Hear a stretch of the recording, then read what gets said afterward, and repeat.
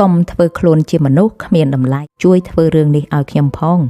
អ្នកនៅតែជួយហើយមួយរយៈក្រោយមកកិននឹងចាប់ផ្ដើមទុកការងាររបស់កិននៅលើតុរបស់អ្នកធ្វើដូចជាវាជារឿងធម្មតាដូច្នេះនៅថ្ងៃមួយអ្នកនឹងមានអារម្មណ៍ថាហេតុអ្វីក៏កិនហ៊ានធ្វើបែបនេះប៉ុន្តែមានសំណួរមួយដែលសំខាន់ជាងនេះតើរឿងនេះចាប់ផ្ដើមពីពេលណាតើវាចាប់ផ្ដើមនៅថ្ងៃដែលកិនទុកការងារនៅលើតុអ្នកមែនទេគឺមិនមែនទេ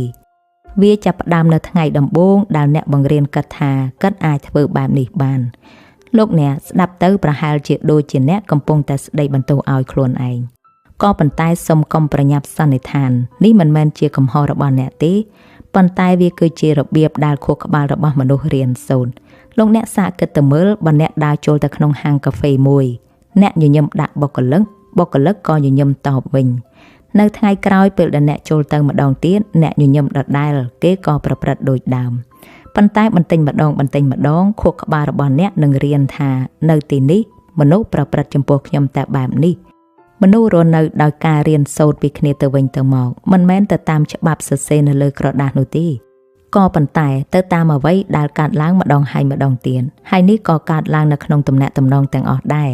នៅក្នុងគ្រួសារនៅក្នុងមិត្តភាពនៅកន្លែងការងារឬសូម្បីតែនៅក្នុងសម្ព័ន្ធភាពស្នេហាមនុស្សមិនសួរអ្នកថាតើខ្ញុំអាចប្រព្រឹត្តចំពោះអ្នកដល់កម្រិតណានោះទេប៉ុន្តែពួកគេសង្កេតមើលហើយរៀនសូត្របើសិនជាលើកទី1គេមកយឺត1ម៉ោងអ្នកនិយាយថាមិនអីទេខួរក្បាលរបស់គេនឹងចងចាំហើយលើកទី2គេភ្លេចពាក្យសន្យាអ្នកក៏និយាយថាមិនអីទេខួរក្បាលរបស់គេនឹងចងចាំម្ដងទៀតហើយបន្តិចម្ដង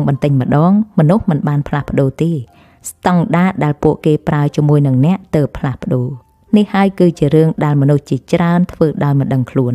ពួកគេតែងតែគិតថាការគោរពកើតឡើងដោយសារពាក្យសម្ដីប៉ុន្តែការគោរពកើតឡើងដោយសារទម្លាប់អ្វីដែលអ្នកទទួលយកម្ដងហើយម្ដងទៀតនឹងคล้ายទៅជា